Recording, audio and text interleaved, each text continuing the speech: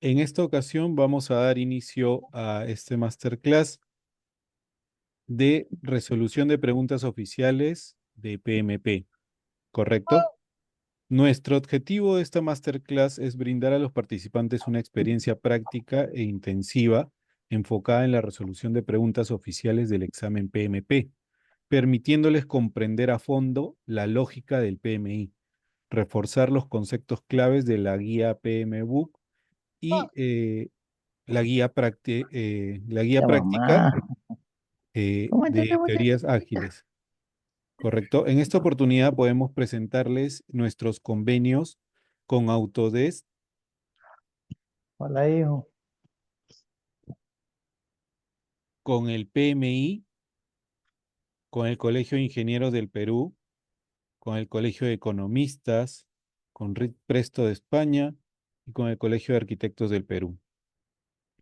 Como podrán ver en esta oportunidad, nosotros contamos con una presentación en cada uno de los congresos internacionales del PMI, como podrán ver de Bolivia, República Dominicana, Costa Rica, Ecuador, entre otros.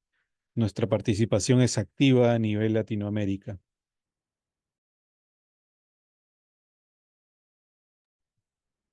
Nosotros tenemos una amplia trayectoria y con una gran alianza siendo ATPs del PMI. Esto nos otorga ventajas en la credibilidad profesional, en la mejora en oportunidades laborales, creando una red de profesionales con liderazgo y cada uno de nuestros diplomados y cursos les brindan PDUs del mismo PMI.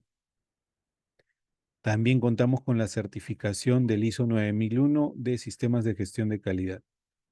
En esta oportunidad, el ingeniero Israel Noriega nos va a dar esta masterclass de resolución de preguntas oficiales y al final de su presentación vamos a invitarlos con un precio exclusivo para algunos que todavía falta inscribirse en este curso y con un gran beneficio para ustedes. Ingeniero Israel, muy buenas noches. Hola, ¿qué tal? Buenas noches. Gracias por la introducción. Entonces, vamos a empezar la sesión de hoy. Permíteme un momento que voy a compartir mi pantalla.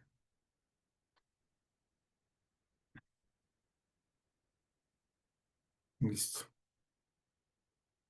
Listo. ¿Me confirman, por favor, si pueden ver mi pantalla? ¿Todo bien?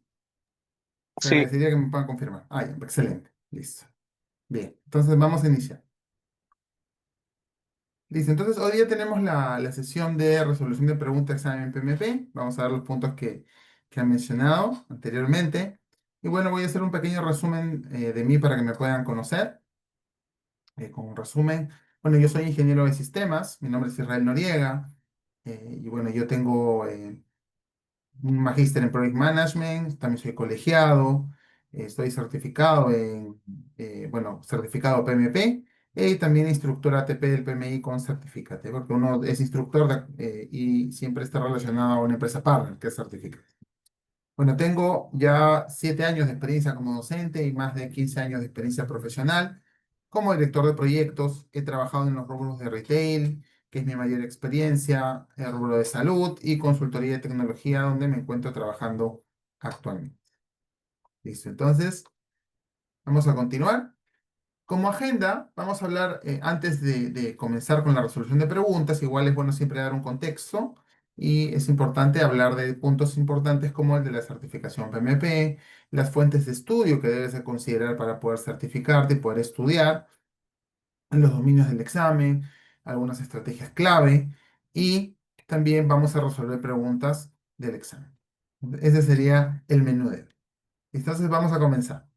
Igual, solamente para indicarles que si tienen alguna pregunta, yo voy a estar atento, alzan la mano, pueden activar su micro también, pueden también poner su pregunta en el chat y podemos ahí ayudar en resolver. Así que por ese lado, pueden interrumpirme para poder hacerme alguna consulta. Vamos con el primer punto entonces. La certificación PMP, bueno, ustedes ya, si están aquí es porque ya la conocen. Es una certificación importante, es una certificación reconocida que demuestra que tienes capacidad de liderazgo de proyectos y puedes trabajar en cualquier forma de trabajo. Es decir, puedes trabajar en un enfoque, porque el PMI le llama enfoques, en un enfoque predictivo, en un enfoque ágil o un enfoque... Y bueno, también demuestra que tienes una capacidad para liderar proyectos sin estar atado a ninguna industria o una ubicación geográfica específica. Y ninguna industria lo digo porque cuando tú te pones a especializar en esta rama de gestión de proyectos, es como que tú desarrollas dos carreras. Desarrollas tu carrera que has estudiado y desarrollas una segunda carrera que es gestión de proyectos. ¿Por qué? No está amarrado a ninguna industria, porque la gestión de proyectos siempre ha sido transversal. Muchas veces ustedes se dan cuenta de que en sus trabajos hay personas que realizan gestión. Las personas que realizan gestión muchas veces lo ideal es que tengan conocimientos también especializados y muchas personas lo tienen, pero no necesariamente. Por ejemplo, en proyectos que yo llevo de tecnología, cuando se busca muchas veces personas que sean project manager, no necesariamente se buscan ingenieros de sistemas, pueden ser también ingenieros industriales. Entonces se dan cuenta de que es transversal, por dar ese ejemplo. ¿Y por qué no está amarrado también a una ubicación geográfica específica? Porque, bueno, tú puedes trabajar en cualquier parte del mundo ahora con la tecnología, entonces no tienes que estar atado a ninguna industria ni a ninguna ubicación geográfica, puedes trabajar con personas alrededor del mundo. De eso consiste la certificación y demuestra que tienes todas esas capacidades. Y a raíz de de esta certificación PMP que es otorgada por el Project Management Institute, pues esa certificación aparte te trae las siguientes ventajas, los siguientes beneficios. Tiene un reconocimiento global. Quiere decir que la certificación PMP es reconocida internacionalmente, ya lo hemos conversado. Mejora oportunidades laborales, claro, mejora porque aumenta las posibilidades de que puedas acceder a puestos de liderazgo y dirección de proyectos en diferentes industrias. Mayor salario. Bueno, los profesionales que cuentan con una certificación PMP suelen recibir salarios más altos en comparación a aquellos que no tienen certificación. Y a mí me consta, yo me certifiqué en el año 2015, ya estamos hablando de hace más de 10 años, y cuando me certifiqué en el año 2015, pues hubo un incremento, hubo una mejora comparado. O sea, si yo comparo mi sueldo que tenía antes de certificarme y después de certificarme, pues sí, hay una mejora considerable. En el desarrollo de habilidades podemos decir de que te fortalece conocimientos en metodologías, en herramientas, mejores prácticas, porque al llevar el curso logras aprender todo este bagaje enorme que tiene el PMI y también obligatoriamente tienes que leer las fuentes de estudio. El hecho que lleves un curso de certificación, incluso, no te exime de que tengas que leer las guías, las fuentes de estudio que vamos a ver a continuación. De todas maneras, las tienes que leer porque es parte de la preparación. Y bueno, como red de contactos también, una vez cuando tú te vas a certificar, puedes también ser miembro del PMI. Y el ser miembro del PMI te facilita el acceso a una comunidad global de profesionales certificados y te abre puertas a oportunidades de networking y de colaboración. Entonces, esta parte también ayuda muchísimo y son varios beneficios. La idea es que esta certificación que está aquí, que próximamente debería estar tu nombre en este diploma, sea pues lo que te impulse a poder seguir creciendo de manera profesional. Ahora hablemos de las fuentes de estudio. Esto lo toco porque es importante tener en cuenta las fuentes de estudio. Muchas veces, y esto no solamente lo digo yo, sino que muchos especialistas que también hablan sobre el tema de la certificación PMP, hablan sobre las fuentes y no solamente se ciñen a una fuente. Estamos hablando de que las fuentes de estudio que yo les señalo aquí son tres. El PMBOK versión 6, que el PMBOK versión 6 su enfoque principalmente es predictivo. Ya ustedes, si no han tenido oportunidad de revisarla, tiene los grupos de procesos, que son inicio, planificación, ejecución, seguimiento, control y cierre. Y tiene las áreas de conocimiento, que las áreas de conocimiento son desde integración, alcance, cronograma, costo, calidad, hasta interesados. Son todas las áreas de conocimiento y es un enfoque más predictivo, orientado a áreas de conocimiento y grupos de procesos. El PMBOK versión 7 es diferente porque se enfoca a través de, bueno, se enfoca en la creación de valor de 12 principios, que son los valores, y 8 dominios de desempeño, que como si fuesen áreas de conocimiento. O sea, si hablamos de los valores que contiene el PMBOK versión 7, bueno, yo les puedo mencionar algunos. Por ejemplo, el que seas diligente, el que seas respetuoso, el que crees un entorno colaborativo para el equipo, que involucres activamente a los interesados. Y así tiene una serie de principios añadidos que si bien estaban explícitos en la guía PMBOK versión 6, pues el PMBOK versión 7 tiene otro enfoque que lo pone explícito. También, porque, por ejemplo, crear un entorno colaborativo, importante ahora, más aún hablamos si hablamos de trabajar con equipos globales y así, y optimizar la respuesta al cambio, es uno de los principios también. Antes de los proyectos predictivos, como que tenías que seguir sí había respuesta, pero lo que te dice aquí como un principio es que optimice la respuesta. Está tomando también muchos de los valores que se trabajan en la agilidad. Y bueno, si hablamos de los 8 dominios de desempeño, los 8 dominios de desempeño que tiene el PMBOK versión 7, por ejemplo, son el dominio de desempeño de los interesados, el dominio de desempeño del equipo, que se enfoca en la formación, el empoderamiento, dominio de desempeño, por ejemplo, de la planificación, dominio de desempeño del trabajo. ¿Se dan cuenta? Estamos hablando un poco desglosando a lo que se habló ya en la versión 6 del grupo de proceso de planificación. Acá lo toca como dominio de desempeño, ¿no? El tema de la entrega, en la ejecución, entrega de valor, la medición, que viene a ser el seguimiento y control. Bueno, y también la incertidumbre también es uno de los dominios que está relacionado a los riesgos. Pero se complementan el 7 y el 6. En este momento se complementan porque cuando tú leas la versión 7 te vas a dar cuenta que muchas de las cosas no toca todo. Hay muchas cosas que no tocan a profundidad. Y esa profundidad, ¿dónde la obtienes? En la versión 6. Por lo menos en este momento, así lo tenemos. Si a futuro el PMI, bueno, que ahora se está hablando mucho de la versión 8, ya es otro tema, es un tema distinto. La guía práctica ágil, bueno, aquí se utiliza cuando queremos utilizar un enfoque ágil. PMI lo habla como enfoque predictivo, enfoque ágil, enfoque híbrido, y es cuando no tienes la claridad de todos los requisitos del proyecto o sabes que van a tender a cambiar, es un entorno cambiante, es importante poder tomar un enfoque ágil. Y el enfoque ágil te ayuda a poder tener en cuenta algunos marcos que ya se hablan actualmente, te lo han escuchado, que son el Scrum o en España le dicen Scrum, en España siempre te pronuncia tal cual, o estamos hablando de Kanban, o estamos hablando del escalado de agilidad, etcétera. Es importante también tener en cuenta la guía ágil porque también te pueden venir preguntas en cuanto a agilidad, en cuanto a los roles. Por ejemplo, en agilidad hablamos de un product owner o dueño de producto, propietario de producto. Hablamos de un facilitador ágil que, por ejemplo, en un marco de trabajo Scrum le llaman el Scrum Master, pero el PMI lo conoce como un facilitador ágil y el equipo ágil que desde, bueno, incluso si nos vamos al manifiesto ágil, se llama equipo de desarrollo, pero ahora ya no solamente se aplica la agilidad en proyectos de desarrollo de software, sino se aplica en general, aplica en diferentes áreas, y por eso es que ahora se llama equipo ágil.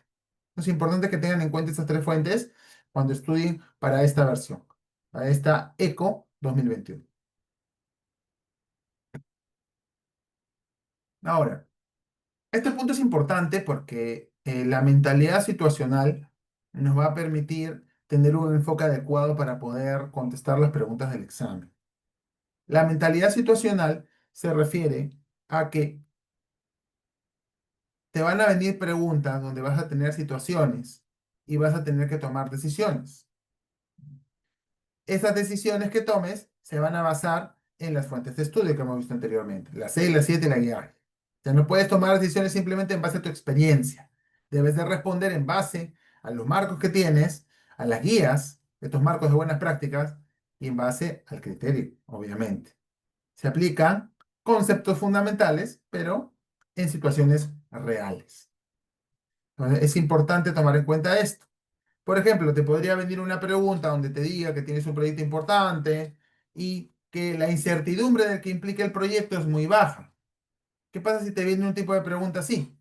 ¿Ya? Tienes un proyecto de 2 millones de dólares, duración de 3 años, ¿no? Y la incertidumbre que implica el proyecto es muy baja. ¿Qué enfoque vas a seleccionar? Quizás si tú no lees las guías, dirías, bueno, enfoque incertidumbre, podrías decir, bueno, predictivo. De repente otro podría decir, mira, ¿sabes qué? Mejor híbrido. Otro podría decir, bien, yo sigo agilidad, igual ahora está de moda todo lo que es agilidad, entonces lo sigo ágil. Pero esa es una forma de contestar en base a tu propia experiencia, quizás. Porque sabemos de que la agilidad No necesariamente en el mercado aplican la agilidad a proyectos que tienen alta incertidumbre, sino que muchas veces el cliente pide, yo quiero ágil, quiero un proyecto ágil y le das ágil. Es así. Entonces, si hablamos en ese caso que les estoy diciendo, que la incertidumbre es muy baja, entonces el PMI te dice en sus marcos de buenas prácticas que debe de seguir un enfoque predictivo debido al bajo riesgo. Entonces, ese es el enfoque. ¿Se dan cuenta? Entonces, todo es basado en los marcos de buenas prácticas, pero la decisión la tomas tú en base a los marcos de buenas prácticas. ¿Qué más es importante? Que puedas seguir un curso de preparación como este que te vas a escribir, porque un curso de preparación te va a dar lo esencial, lo que tú necesitas. Como se dice criollamente, la carnecita, lo esencial. Pero aparte del curso de preparación, también hay un componente tuyo, que es que tienes que leer, tienes que practicar, porque no solamente llevando las clases, las sesiones, claro, vas a tener el marco teórico, vas a tener la práctica, pero aparte uno tiene que interiorizar conceptos. Por eso es importante que también hay una preparación personal también en estos cursos. Pero el curso de preparación te va a dar todas las herramientas necesarias, y más aún que nosotros somos partner, más aún tenemos los temas, tenemos el material. Y otro punto importante que también ya lo había indicado anteriormente es poder practicar a través de preguntas tipo, porque las preguntas tipo te van a ayudar a que puedas practicar esa mentalidad situacional, a que puedas dejar de contestar en base a tu experiencia. Por ejemplo, otro tipo de pregunta clásica que viene, bueno, como una alternativa de respuesta. Tienes un problema de conflicto con uno de los miembros de tu equipo de proyecto. Tiene un bajo rendimiento y esto afecta al equipo. Mm. ¿Qué debería hacer el director de proyecto? Te puede venir así. Y cuando las preguntas te dicen qué debería hacer el director de proyecto, pues lo que realmente te dice es qué es lo primero que debe hacer el director de proyecto. Esto es lo primero que debe hacer. Eso primero que debe hacer. ¿Qué pasa si en las alternativas te dice conversar de inmediato con el patrocinador para encontrar una solución? Quizás en tu experiencia, quizás llevas proyectos no muy grandes, o quizás en tu organización lo trabajan de esa manera. Todo problema vas de frente y le consultas a tu jefe, al patrocinador, de frente y lo conversas. Y a muchos, y el patrocinador te recibe porque es muy buena onda. Es, es asequible. Pero a todos los patrocinadores, a todos los gerentes, pues, también les gusta que uno con una posición de liderazgo también uno solucione. Entonces el PMI te dice que el director de proyecto debe estar empoderado. Esa alternativa de que diga, conversa con tu patrocinador para encontrar una solución, no va en ese caso, porque lo que siempre se debe buscar es que el director del proyecto lo solucione él. No lo solucione, no lo soluciones tú con el patrocinador, sino tú empoderado lo soluciones. ¿Se dan cuenta? En base al material, a las guías de buenas prácticas y no en base a tu propia experiencia o a tu propia cultura que puedes tener en tu empresa. Entonces, por eso es importante practicar con preguntas tipo, porque te vas a poner en modo PMP. Ahora hablemos de los dominios del examen. Los dominios del examen son tres. En este momento, para este examen, que se basa en una estructura de contenido del examen, el examen actual se basa en una estructura de contenido que salió en enero de 2021, en plena pandemia. Entonces nos basamos en este momento esa estructura. Por ahí se escuchan rumores que salió la versión 8, la versión 8 puede salir, pero mientras el PMI no se pronuncie sobre los cambios que hay en la estructura de contenido del examen, pues tal cual, es tal cual. Estamos siguiendo la estructura vigente. Tenemos tres dominios del examen. Dominio uno, personas, que tiene el 42% de preguntas. Dominio de procesos, que tiene el 50%. Dominio de entorno de negocio, que tiene el 8%. Pues siempre en estas sesiones, yo les comparto y les digo, bueno, profesor, con estudiar dominio de persona y procesos yo apruebo el examen. Dominio de entorno, ¿para qué lo voy a estudiar? Bueno, y yo siempre les contesto que no hay que subestimar ningún dominio. Porque el dominio de entorno de negocio te puede hacer aprobar. ¿Qué pasa si ese día justo no contestaste bien las preguntas de dominio de persona o dominio de procesos? Dominio de entorno te hace aprobar. Por eso es importante estudiar todos los dominios con las prioridades y con sus porcentajes. El examen PMP. Si hablamos ya ahora sí del examen, antes de entrar ya a las preguntas, el examen dura casi 4 horas, son 230 minutos, es un tiempo considerablemente amplio. porque tiene 180 preguntas. Son 180 preguntas y todas las preguntas son situacionales. En su mayoría son situacionales. Hay preguntas que también no son situacionales, que vas a tener que hacer cálculos y con los cálculos y sabiendo qué significa el resultado de ese cálculo, pues vas a poder responder. ¿Cuáles son tipos de preguntas? Son las preguntas de cálculo de valor ganado, que también lo pongo ahí en la presentación, que son preguntas donde tú tienes que calcular, hacer cálculos. Pero también el resultado de ese cálculo, si es positivo, tiene un significado, si es negativo, todos esos temas los vamos a ver en el desarrollo del curso. Importante, no hay puntaje negativo en las preguntas incorrectas, no hay puntaje negativo. Es decir, si te equivocas, no te restan. El examen puede ser presencial o puede ser en línea. Es decir, tú puedes acudir presencialmente a un centro de evaluación y puedes dar el examen, como yo lo hice hace más de 10 años, o en línea. Y cuando yo lo hice, y estoy seguro que más bien, en vez de relajarse, ha mejorado aún más con la tecnología, pues tenías que dejar tus cosas en un locker, tenías que pasar y a la hora que pasabas te pasaba el detector, cuando te sentabas tenías diferentes cámaras en todos los ángulos que miraban absolutamente todo lo que estás haciendo, y cuando querías algo tenías que alzar la mano, ni siquiera hablar, alzabas la mano y venía alguien inmediatamente. O sea, a ese nivel es el examen y ahora, más aún, pues debe haber mejorado la tecnología, quizás ya no es necesario ocultarte, para mí me ocultaron todo para saber si tenía algo guardado igual, y ahora incluso debe haber detectores, las cámaras incluso son mejores, etcétera, etcétera, etcétera. Y los elementos, sobre todo en el examen presencial, hay mucha seguridad. Y en el de línea, yo no le he dado en línea, pero lo que he escuchado, de acuerdo a las fuentes que tenemos del PMI, es que cuando es en línea tienes que tener un ambiente adecuado, un ambiente vacío, un ambiente donde nadie en pleno examen te puede interrumpir, te puede abrir la puerta, porque si eso pasa, te invalida el examen. No, discúlpame, es que mi hija de 3 años entró porque no sabía, invalidan el examen. Y también no es que vas a agarrar y vas a tener, por ejemplo, tu ambiente y vas a tener tus papelógrafos, tus fórmulas, tu ayuda a memoria. Eso no va a pasar, porque te van a pedir que tú actives tu cámara y te van a pedir que tú muestres con tu cámara todo el ambiente que tienes. Todo el ambiente que tienes.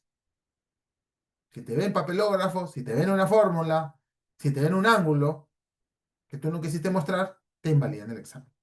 Así de sencillo es esto, porque es un examen prestigioso. Es un examen reconocido mundialmente y el PMI no va a arriesgar tu reputación al no pedirte cosas, más bien te va a exigir.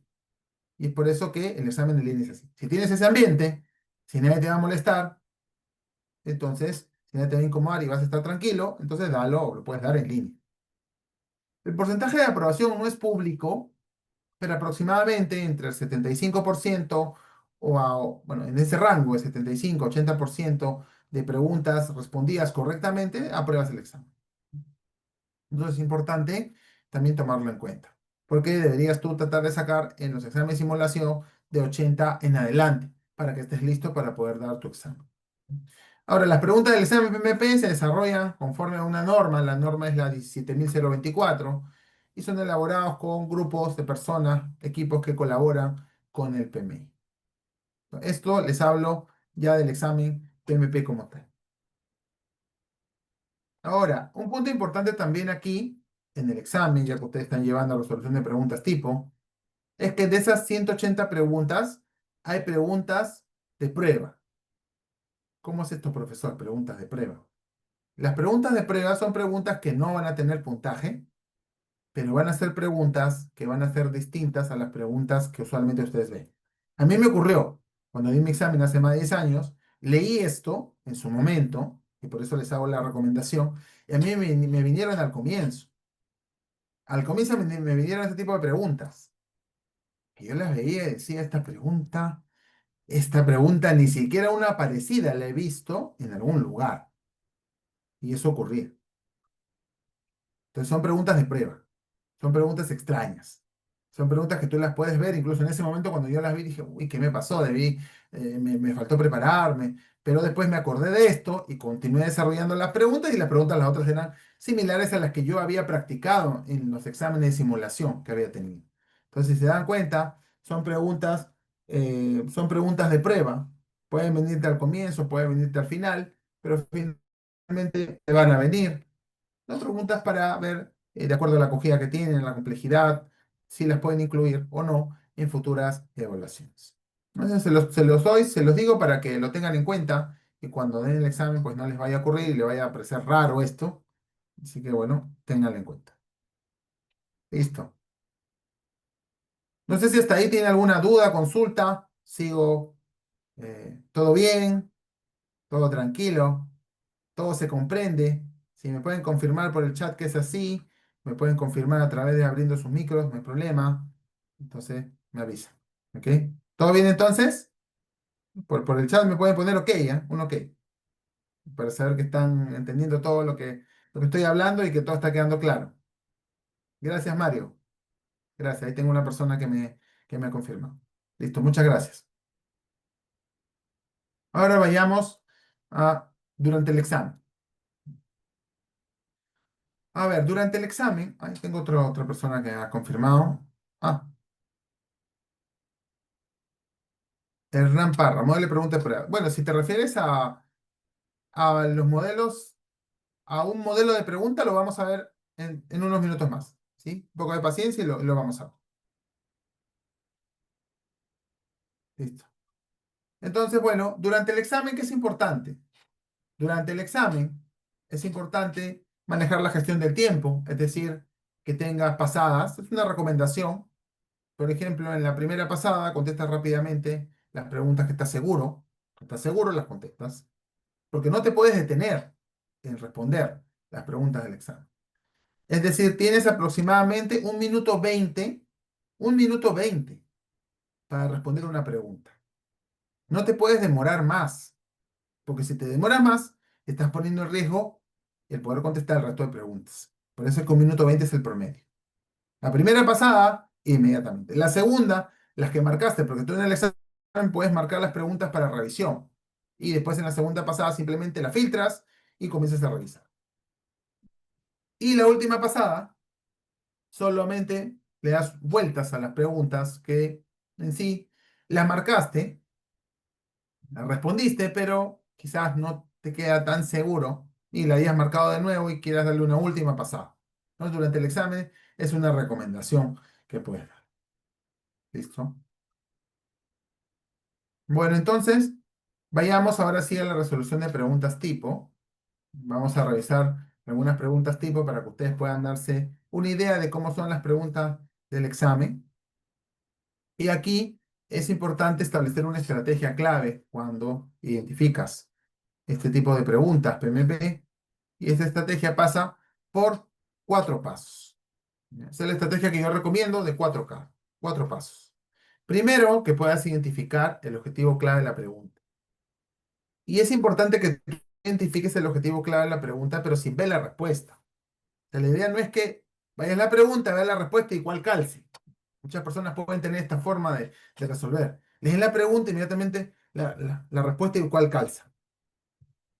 Primero, el objetivo clave de la pregunta. ¿Qué busca la pregunta de ti?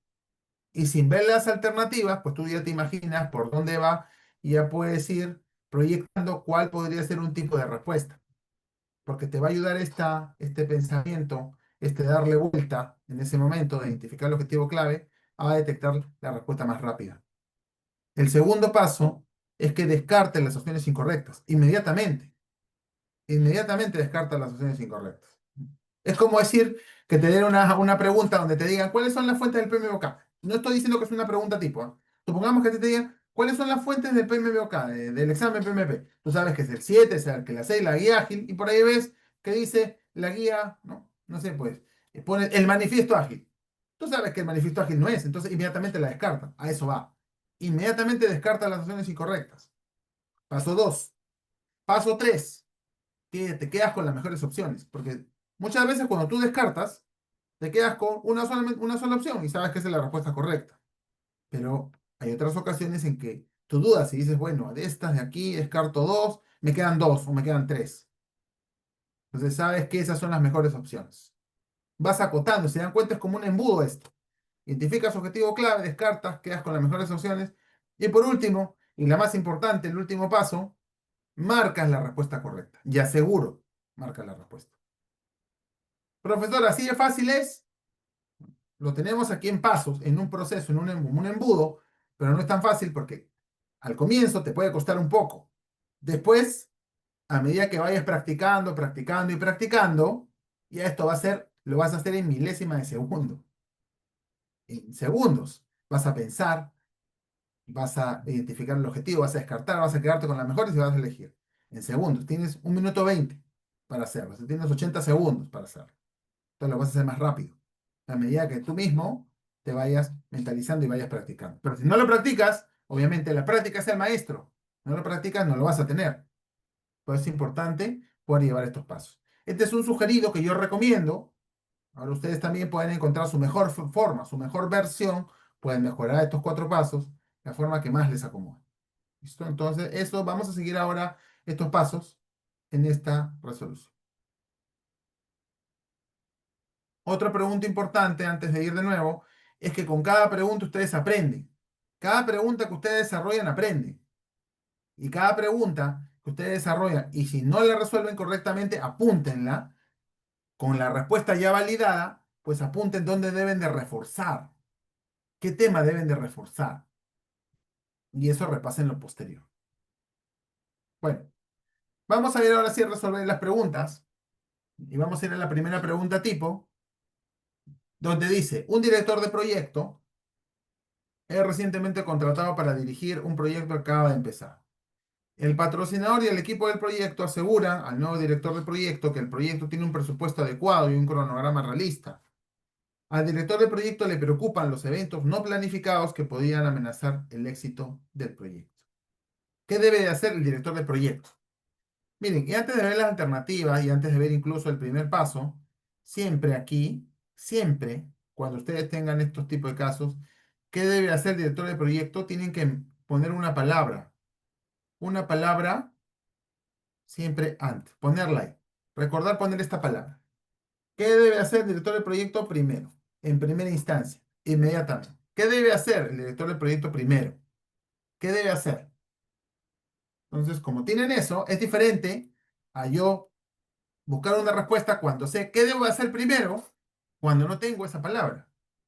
Porque tú puedes hacer, pueden ser muchas respuestas que puedes hacer, pero hay una que puedes hacer primero, solamente una. Y esa respuesta tiene que solucionar la pregunta, tiene que solucionar de fondo. ¿Ok? Listo, entonces vayamos a ¿cuál es el objetivo clave de la pregunta? A ver, veamos. Les voy a dar unos segundos para que ustedes puedan responder, antes de yo responderlo, porque la idea es que ustedes también practiquen esto desde ahora. Entonces les voy a dar unos segundos, 1 minuto exacto, para que ustedes puedan responder, ¿ok? Les doy ese tiempo. Pueden indicarme en el chat cuál es la alternativa que ustedes creen que es la alternativa correcta, de la A a la D.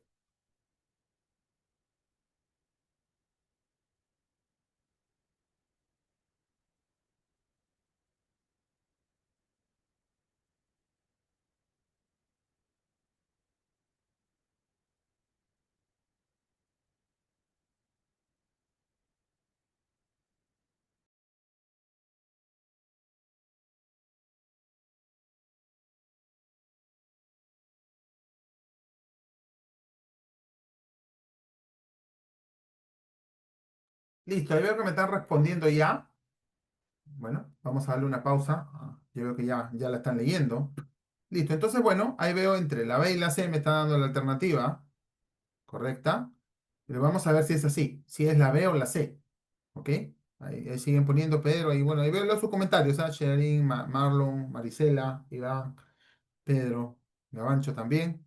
Listo, gracias por participar. Esa es la idea y en el curso van a tener que participar. De eso se trata esto.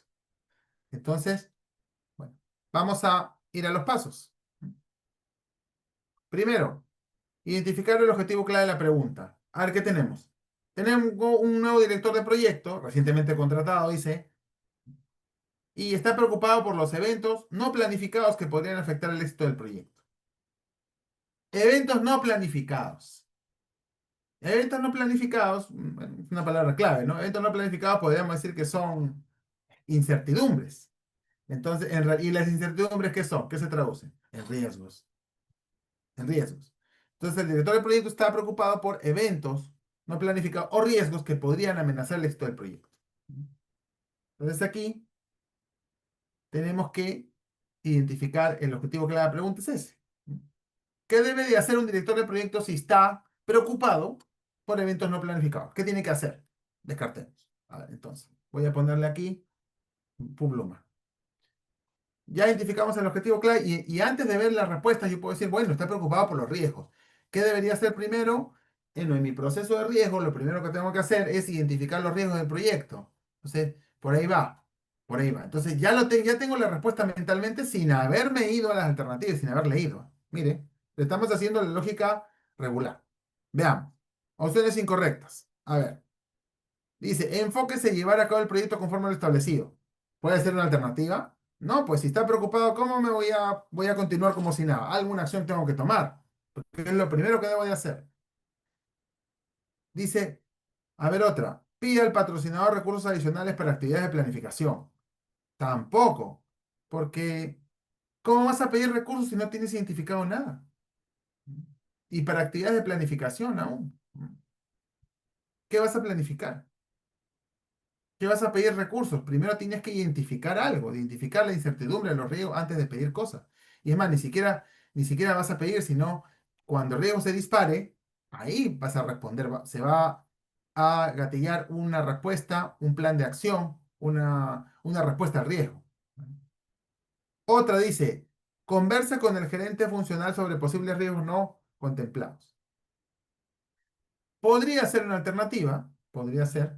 Y tenemos la C, identificar y evaluar los riesgos del proyecto, que también es una buena respuesta. Entonces podríamos decir que me quedo entre la B y la C, lo que ustedes justo me han puesto. Ya descarté, ya tengo dos. ¿Cuál es la más completa a estas? ¿Cuál es la más completa?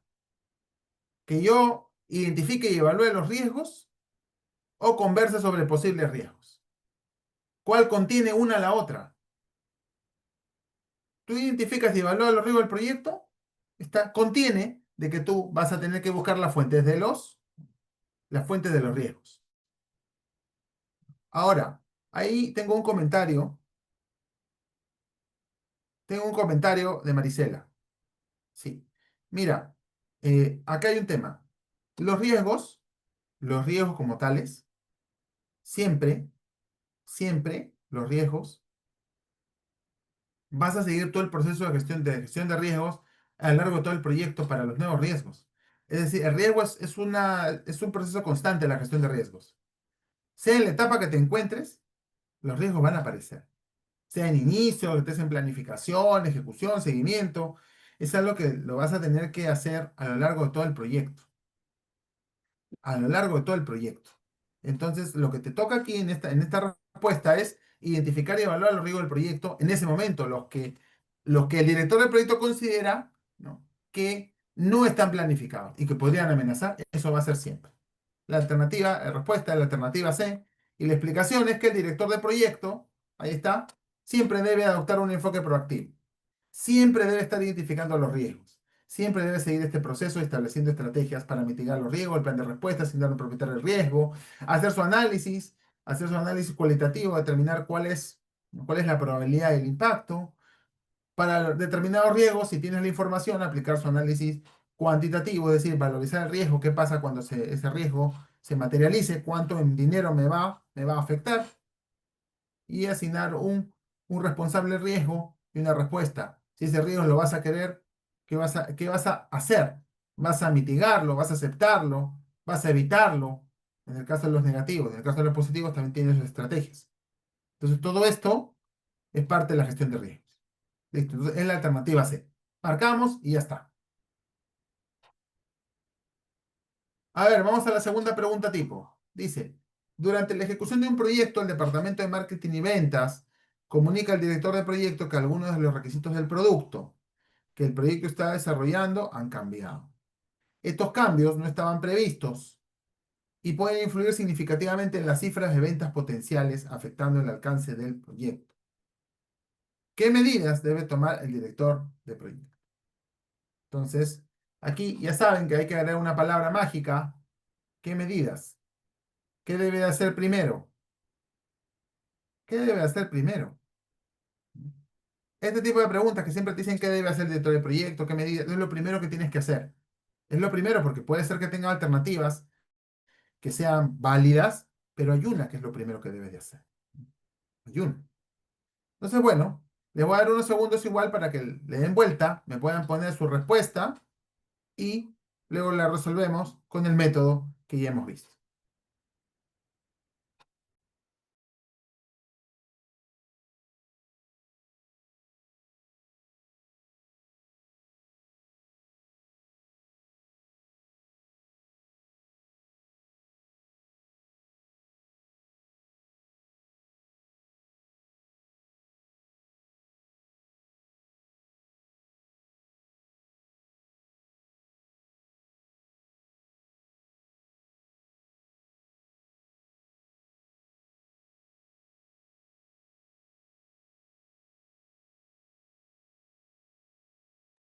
Ya estoy teniendo respuestas.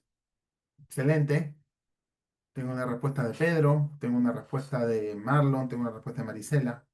Excelente, gracias por participar, eso se trata. Entonces, bueno, vamos a resolverlo, ya que ya hay algunas respuestas. A ver, veamos.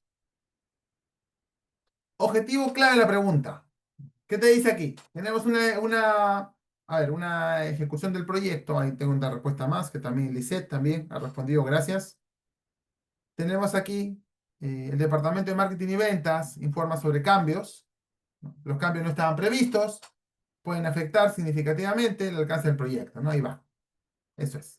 Ante esta situación, ¿cuál es el objetivo clave de la pregunta? Es saber qué cosa debe hacer el director del proyecto cuando hay cambios. Cuando hay cambios que no estaban previstos y te pueden impactar. ¿Qué debe de hacer? ¿Cuál es la primera acción que debe de tomar?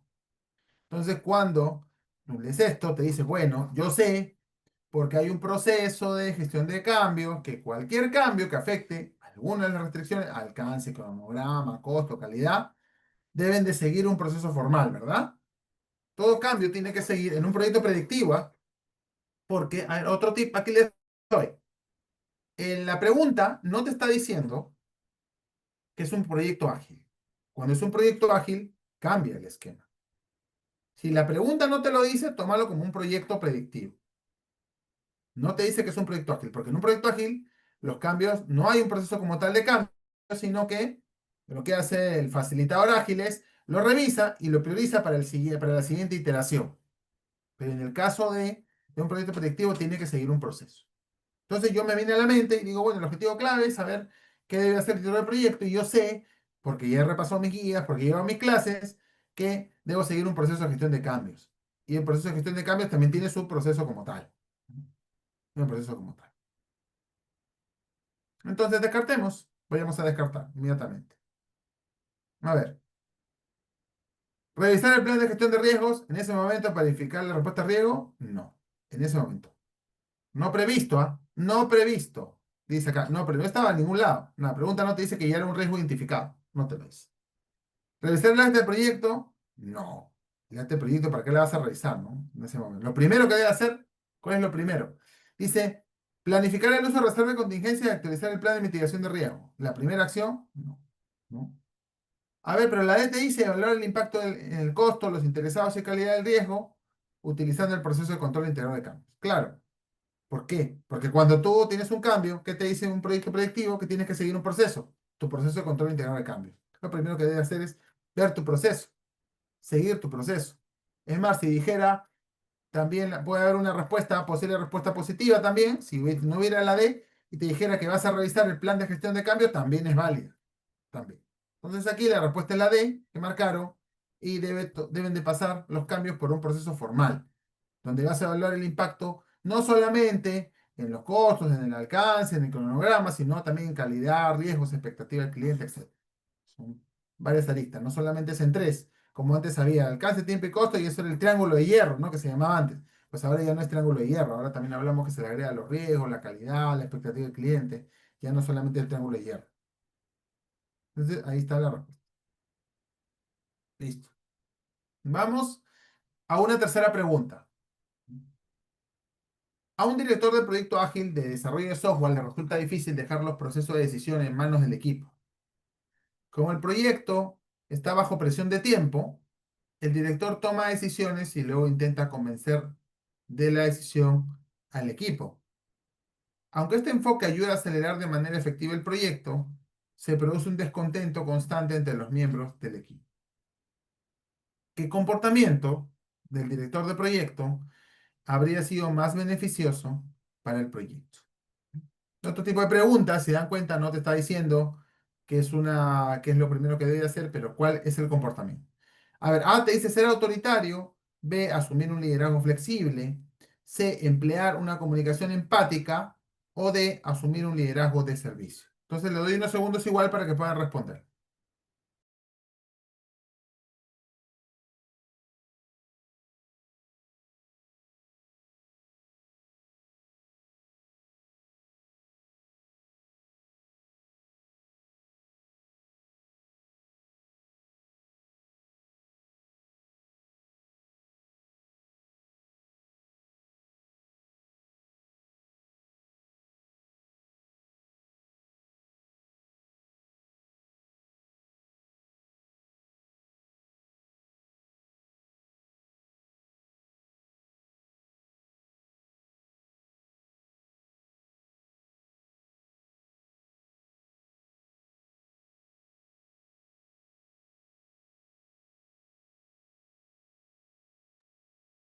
Listo, ¿cómo les va? Pueden ponerme la respuesta en el chat, ¿eh? Gracias, Marlon.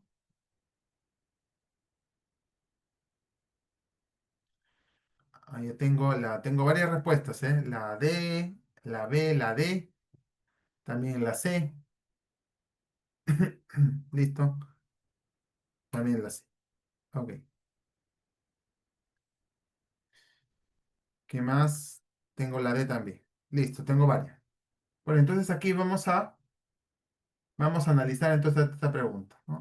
Sigo teniendo más respuestas. La D, Lisset, gracias Iván, gracias Sherlyn, gracias Edith, Hernán. Gracias a todos por participar. Pedro, Marlon, a todos los estoy leyendo. Marisela también. Bueno, entonces vamos a resolver la pregunta.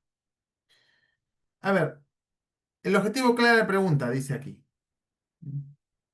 Al director de proyecto ágil, ¿no? A un director de proyecto ágil de desarrollo de software. Ahí viene la clave de la pregunta. Proyecto ágil, dice, ¿no? Proyecto ágil. Ah, bueno, incluso ahora es a todos, ¿eh? Pero te dice proyecto ágil. Ya tenía uno. Proyecto ágil. Entonces, bueno, a ver, el objetivo clave de la pregunta. El director del proyecto toma decisiones sin involucrar al equipo. Primero, el equipo está descontento, claro, porque le imponen algo, obviamente. Entonces, aquí, si hablamos de un proyecto ágil, el objetivo clave de la pregunta es saber en un proyecto ágil, ¿no? En un proyecto ágil, este enfoque, ¿cuál sería un buen enfoque, un mejor enfoque en un proyecto ágil? Este enfoque no funciona. ¿Cuál sería un mejor enfoque en un proyecto ágil? Que un proyecto ágil, ¿qué características tiene? Es que hay autonomía, el facilitador, el director de proyecto también que dirige este tipo de proyectos, empodera al equipo y no impone. Aquí simplemente está imponiendo decisiones. Entonces, ¿cuál hubiera sido más beneficioso, hablando incluso de un proyecto ágil, un proyecto cualquiera, pero señámosle un proyecto ágil? A ver, veamos, descartemos de frente. ¿Ser autoritario? No, porque ya lo está haciendo. ¿Qué más? A ver, ¿qué más podemos descartar acá? A ver, comunicación empática podría ser, vamos a ver, podría ser, vamos a decir una respuesta mejor, podría ser, pongámoslo acá como un asterisco. ¿Qué más? ¿Qué más podemos descartar? Liderazgo flexible. Podría ser un liderazgo flexible, ¿no? Acá estoy descartando esta, mejor lo pongo así. Ok. Asumir el liderazgo de servicio, también, liderazgo de servicio también. Pero veamos cuál es más completa de todas. En un proyecto ágil. Un proyecto ágil está caracterizado porque el director de proyecto o el facilitador ágil ejerce un liderazgo una característica tienen los proyectos ágiles, un liderazgo de servicio. Porque este liderazgo de servicio es un liderazgo donde uno prioriza al equipo y constantemente está ahí con ellos, validando en qué cosa les bloquea, qué necesitan para poder avanzar, qué cosa te ralentiza tu trabajo. Entonces, No es un liderazgo flexible, es muy general, no te dice qué cosa es. Liderazgo flexible. Comunicación empática está bien, pero más que comunicación empática, es el liderazgo de servicio, porque cuando tú aplicas un liderazgo de servicio, aplicas la empatía. Entonces está contenido dentro. La más completa, la alternativa más completa es liderazgo de servicio. Es la más completa, porque tiene todos los componentes. Tiene la empatía, tiene la escucha activa, tiene la comunicación, pero sobre todo tiene que tú te pones a disposición del equipo. Te pones a disposición del equipo. Entonces no estás tú sentado simplemente esperando que la gente venga con los problemas y te digan a ti, tú seas pues la persona que sea el Dalai Lama, aunque consejos siempre te pueden pedir, pero así no es ese tipo de liderazgo, sino que el liderazgo más bien tú estás atrás de ellos. Tú estás con ellos, preguntas qué problemas tienen y estás ahí. Lo que pasa es que la B no es un tipo de liderazgo, se puede decir que está formalmente en las guías, liderazgo flexible. Solamente lo han puesto ahí como un distractor. En realidad, los liderazgos, como tal, estos estilos de liderazgo que vamos a ver en las sesiones, un tipo de liderazgo, el liderazgo de servicio. No existe un tipo de liderazgo flexible. No hay. Hay liderazgo autoritario, hay liderazgo de servicio, hay liderazgo que es situacional, pero el liderazgo flexible no existe. No existe. Entonces tú, como les dije, tienes que responder en base a las guías, en base al marco buenas prácticas. Y marco buenas prácticas en un momento te dice liderazgo flexible. La D es un tipo de liderazgo que el PMI reconoce. Claro, puedes hablar de contratos estandarizados, pero recuérdense de lo que les dije al comienzo. Responde en base a los marcos de buenas prácticas, no en base a tu propia experiencia o en base a conceptos que puedan salir de esto. ¿Ok? ¿Qué te dice el PMI en cuanto al liderazgo? Hay estilos de liderazgo. ¿Cuáles son? El autoritario, el situacional, liderazgo de servicio, etcétera. Acá no es una clase para dar el estilo de liderazgo. No es una sesión. Simplemente el liderazgo de servicio, características de los proyectos ágiles, de los proyectos predictivos también, tipo de liderazgo del PMI, liderazgo de servicio. Así de práctico es esto. Puede haber muchas cosas, pueden haber otro tipo de liderazgo que salgan, ¿eh? Paternalista, etcétera, ¿no? Hay motivacional, liderazgo, etcétera, pero ahí marcamos el tipo de liderazgo de servicio, listo, se acabó. Así es esto. Entonces, bueno, y bueno, la explicación es que ayudar a otros en llegar a ser la mejor versión de sí mismo. Si se dan cuenta, ese es el objetivo del liderazgo de servicio. Cambia un poco la figura. No te pone a ti en lo más alto y tu equipo ahí, yo ahí lo logré como líder, sino que al contrario te pone abajo. Te pone abajo. Igual, tú trabajas en pos del equipo y se logran los objetivos. Es lo mismo, solo que un liderazgo autoritario es tú impones y estás con el equipo ahí con la filosofía del miedo. Y tu equipo te sigue y logra los objetivos por miedo. Pero el liderazgo de servicio, tú bajas de level, trabajas para ellos y todos con un ambiente laboral mejor, la gente sintiéndose bien, logrando contigo los objetivos. Es cambiar un poco el modelo. Es distinto. ¿Ok? Bueno, vamos a la última pregunta. La última pregunta de esta sesión. A ver, veamos. Te dice, un proyecto de desarrollo tecnológico requiere un recurso altamente calificado que no está disponible localmente. El director de proyecto ha identificado un recurso que puede hacer el trabajo, pero el recurso vive en otro país y necesita un visado de trabajo.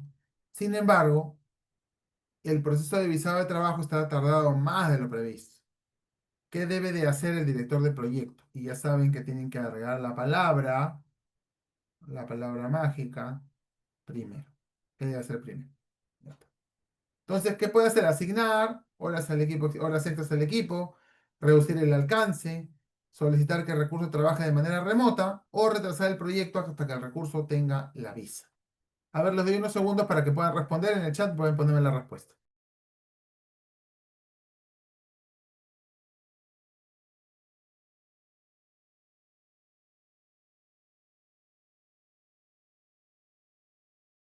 Pues súper rápido ustedes, ya están poniéndome la respuesta acá. Ya estamos listos entonces. Ya estamos. Excelente. Oh, están súper rápido. Muy bien. La pregunta lo amerita así. Entonces, ¿qué te dice? Ahí veo que todos estamos de acuerdo en una, ¿verdad? Bueno, el objetivo clave de la pregunta, igual vamos a hacer el método para que su cerebro se entrene, porque la idea es que su cerebro se siga entrenando en esto. El objetivo clave de la pregunta es un problema, tuve un retraso, entonces tengo que buscar qué solución viable tengo que ver que no compromete el proyecto porque el proceso de visa está demorando. Antes no se podía, ahora sí puedo. ¿Qué cosa tengo que aplicar? Bueno, tengo que buscar una opción que trabaje de manera remota. Pues eso me viene a la mente sin necesidad de ver las alternativas. Ya con eso yo la tengo clara, ¿verdad? Entonces aquí descartamos, a ver, asignar horas extras, ¿es lo primero que haga? No. ¿Reducir el alcance del proyecto? No, menos todavía. ¿Cómo voy a reducir dependiendo de una persona? Tengo que solucionarlo. Igual que agregar horas extras, le estoy dando más gasto al proyecto. ¿Retrasar el proyecto hasta que el recurso tenga la visa? No, lo retraso. ¿Qué gestión estoy haciendo? ¿No? Eso sería en un caso extremo de que no haya ninguna alternativa. Entonces, aquí, ¿cuál es? La C. Solicitar el recurso que trabaje de manera remota. ¿Eso es? ¿Y cuál es la explicación? Permite, ¿no? Obviamente, tú puedes hacer que el recurso trabaje de manera remota sin comprometer a nadie. Ya está. Y eso es lo que debe buscar un director de proyecto, siempre. Puedes negociar antes de coordinar cambio, cotizar recursos de fuera, sourcing o tercerizar. Negocia primero. Ve las formas que no impliquen necesariamente costos. Y si no te queda otra que aplicar los costos, pues no queda de otra, pues tiene que hacer. ¿Qué pasa si te dicen ahí que en la pregunta te dijeran de que es una persona que tiene que hacer maniobras manualmente? Quizás no pueda. Bueno, lo que puede hacer, una alternativa sería de que guíe de manera remota a otra persona para que lo haga. Pero también la pregunta te puede decir que es un recurso exclusivo, que solamente él puede hacer el trabajo, entonces la respuesta va a cambiar. Y es diferente. De eso se trata esto. De eso se trata. De buscar alternativas, de solucionarlo sin depender de otras personas. Eso es lo que se busca. Eso es lo que se busca aquí y de un director de proyecto y ustedes en su trabajo que esto se hace. Así que quédense con esa idea, practiquen, ¿no? Y busquen la manera siempre de solucionar las cosas sin depender de alguien. Listo, entonces con eso hemos terminado la parte de las preguntas y, y en la resolución de preguntas con las recomendaciones. Ven que es un método que sí es efectivo para poder resolver. Solo que ustedes lo van a practicar tanto que lo van a hacer en segundos. Ya, esto va a ser súper rápido. Pero para todas las personas lo tenemos que hacer como un proceso, porque todos empezamos así y luego vamos evolucionando. Listo. Les agradezco. Bueno, eso sería de mi lado. Seguramente Certifícate tiene algún comentario adicional. Bueno, por mi lado estaría concluyendo esta parte de resolución de preguntas. Muy buenas noches, muchas gracias, ingeniero. Como les había comentado, al final de esta masterclass, deseamos a comentar que el curso de preparación oficial para el examen del PMP del PMI está iniciando el próximo martes 25 de noviembre. Va a ser con frecuencia todos los martes de 7:30 a 10:30, ¿correcto? Y se les va a otorgar dos certificaciones. Las dos certificaciones va a ser de nuestra institución, Certificate Project, y del PMI con la certificación que es requisito para poder dar el examen en el PMI, ¿correcto?